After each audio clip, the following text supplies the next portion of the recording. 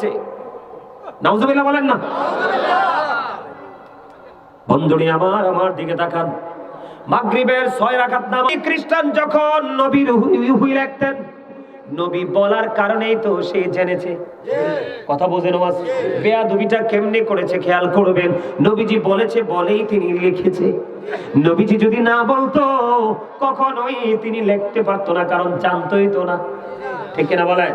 বন্ধুরি আমার, এই যে সেই মানুষের কাছে বলে বলে বেড়াচ্ছে নবী মুহাম্মদ কিছুই জানতো না, আপনারা বলেন এই বক্তব্যের পক্ষে আপনারা না বিপক্ষে? এবার বন্ধু ঘুরে ঘুরে সবার কাছে বলতেছে নবী মুহাম্মদ কিছুই জানতো না, আমি যেইটুকু লিখিয়ে দিতাম সেইটুকুই শুধু জানতো। হাদিস শরীফ বন্ধু বুখারী শরীফের মধ্যে এসেছে বন্ধু, সন্দেহের কোনো অবকাশ নেই। তাড়াতাড়ি করে বলছে সময় খুবই অল্প। এবার কি করলেন? বলতে বলতে বলতে বলতে মানুষের মধ্যে একটা কুচ্চা রটনা করে দিল।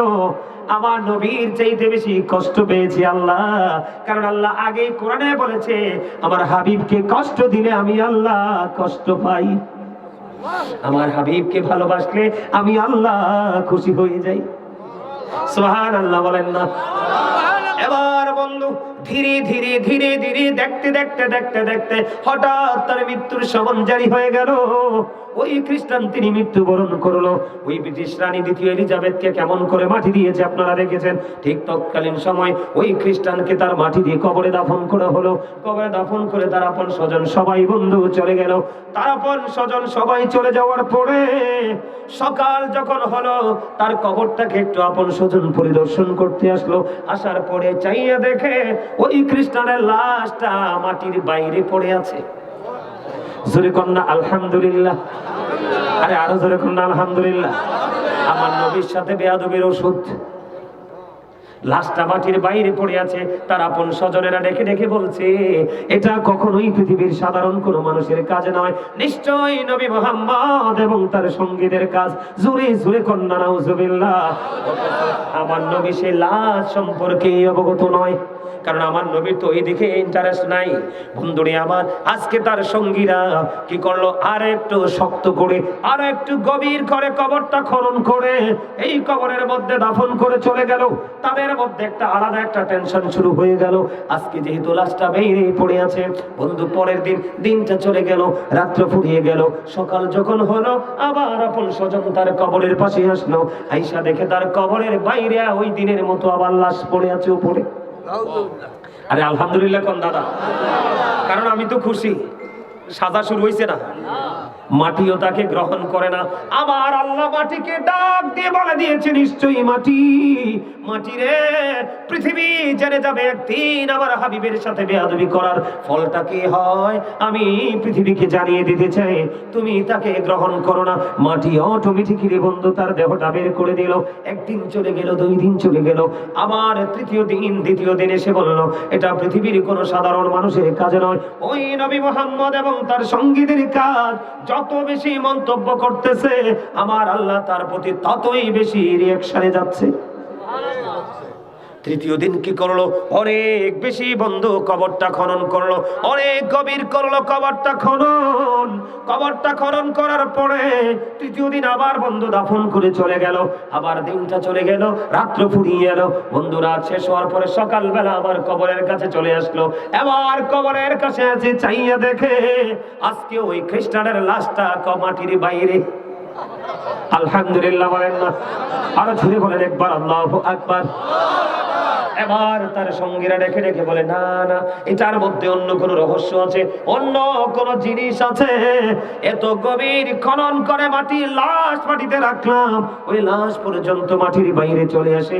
না না, এটা পৃথিবীর কারো কাজ নয়, নিশ্চয় এটা সৃষ্টিকর্তার কাজ। একদিন, 2 দিন, 3 দিন যখন মাটি লাশটা গ্রহণ করলো না, তৃতীয় দিন ওই খ্রিস্টানের লাশটা বন্ধু মাটির উপর থেকে সরিয়ে পানির উপর ভাসিয়ে দেয়। লাশটাকে এখানে ছেড়ে দিয়ে তারা চলে যায়। এরকম অনেকগুলো হাদিস শরীফ আছে, বুখারী শরীফের মধ্যে আসছে। আবু রাফি নামক ইহুদি নবীজিকে কি করত? অপমান করে কথা বলতো এবং অন্যদেরকেও অপমান করার জন্য উৎসাহিত করত। আল্লাহর হাবিব একদিন আব্দুল্লাহ ইবনে আতিককে সেনার লিডার হিসেবে তাকে কি করলেন, লিডার বানাইয়া তাকে হিজাজ ভূমিতে পাঠিয়ে দিল। খেয়াল করেন কোথায়? নবীর দুশমন একটা বসবাস করতেছে ওই হিজাজে। সেনাবাহিনীর লিডার হলো আব্দুল্লাহ ইবনে আতিক। বন্ধুরে আমার, হিজাজ ভূমিতে পৌঁছাইতে পৌঁছাইতে সন্ধ্যা হয়ে গেল, সূর্য তার আপন গন্তব্যে চলে গেল। সন্ধ্যা ডানা মেলে দিল, অন্ধকার হয়ে গেল পৃথিবী। কিন্তু বন্ধু আবু রাফে নামক ইহুদির ঘর খুঁজে পায় না। এবার খুঁজতে খুঁজতে খুঁজতে খুঁজতে বন্ধু আবু রাফে নামক ইহুদির বাড়ি পাইলেন।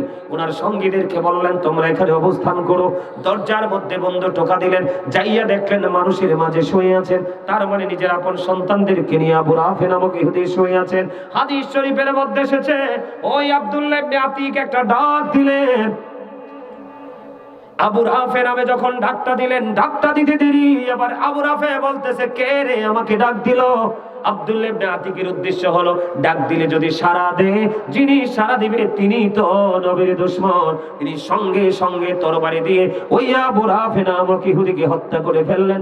ওখান থেকে হিজাজ থেকে চলে আসলেন, এসে আল্লাহর হাবিবের কাছে বন্ধু মেসেজটা জানিয়ে দিলেন। জোরে জোরে কন্যা সুবহানাল্লাহ।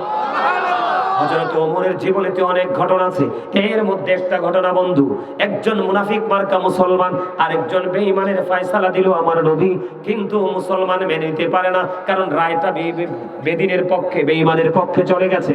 কয় আমি এই বিচার মানি না। আরেকজন বিচারক আছে হযরত ওমর, ওমরের কাছে আমি যাব বিচারের জন্য। এবার যখন ওই দুইজন মিলে ওমরের কাছে আসলো, ওই ইহুদি বেঈমান ডাক দিয়ে বলে, ওমর তোমাদের নবী ফয়সালা দেওয়ার পরেও আর কারো কি ফয়সালা দেওয়ার কোন ইখতিয়ার আছে? ওমর ডাক দিয়ে বলে, আমার নবীকে ফয়সালা দিয়েছে। কয় হ। এবার ওমর বলল, দাঁড়াও দাঁড়াও। উনি ওনার ঘরের মধ্যে গেলেন, তলোয়ার হাতে নিয়ে আসলেন। আসার পরে বন্ধু সঙ্গে সঙ্গে মুসলমানের কল্লাটা দেহ থেকে আলাদা করে দিল। ওই ওমর ডেকে ডেকে বলে, তোমার এই পৃথিবীতে বেঁচে থাকার কোনো অধিকার নেই। তুমি আমার নবীর সাথে বেয়াদবি করেছো, আমার আল্লাহর প্রিয় হাবিব মদিনার কামলিওয়ালার সাথে তুমি বেয়াদবি করেছো। তোমার এই পৃথিবীর বুকে বেঁচে থাকার কোনো অধিকার নেই। এই কথা বলে বন্ধু যখন কল্লাটা ফেলে দিল দেহ থেকে, ওই ইহুদি একটা ডাক দিয়ে বলে, ওমর তোমাদের ইসলাম কি এত সুন্দর? তোমাদের নবীর কাছে গেলাম, রায় পাইলাম আমি, তোমার কাছে আসলাম, বিচার পাইলাম আমি। আমার কাছে মনে হয় আমার ধর্মের চাইতে তোমার ধর্ম সবচেয়ে বেশ। আমাকে মুসলমান বানিয়ে দাও। সম্মানিত উপস্থিতি, আমি এইভাবে বলতেই থাকবো, রাত্র শেষ হয়ে যাবে, কিন্তু আমার আলোচনা শেষ হবে না।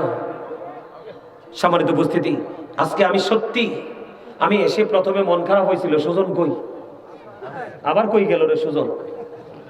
আসার পরে আমার মনটা একটু খারাপ হয়ে গেছিল, এত দূর থেকে আসলাম, এত অল্প মানুষ। আপনাদেরকে আন্তরিকভাবে মোবারকবাদ জানাচ্ছি, আপনারা সত্যিকারে আল্লাহ রাসূল এবং ওলিদের প্রেমিক। আপনাদের এখানে ফকির আছে না?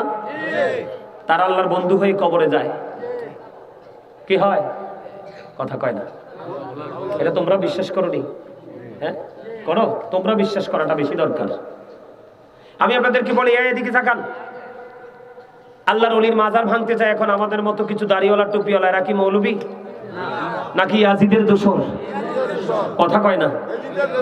আপনাদেরকে একটা কথা বলি, এই যে ইয়াজিদ বাহিনী যে ইমাম হুসাইন এবং তার সঙ্গীদেরকে শহীদ করেছিল, কেন করেছিল জানেন? ইয়াজিদের যিনি উপদেষ্টা ছিলেন তিনি ছিলেন শারজুন বিন মানসুর রুমি, তিনি ছিলেন একজন ইহুদি। কি?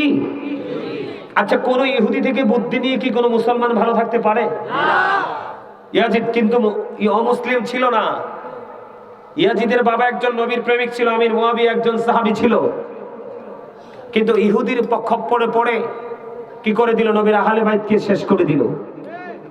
এই দিনে এসেও দেখি আমরা, যাদের কারণে আমরা ইসলাম পেয়েছি, যাদের কারণে আজকে আমরা ধর্ম পেয়েছি, যাদের কারণে আমরা ধর্মের চর্চা করতে শিখেছি, তাদের বিরুদ্ধে তাদের বিদ্বেষ আছে। সব বাদ দিলেন, শাহপরান কি ভুল ছিল?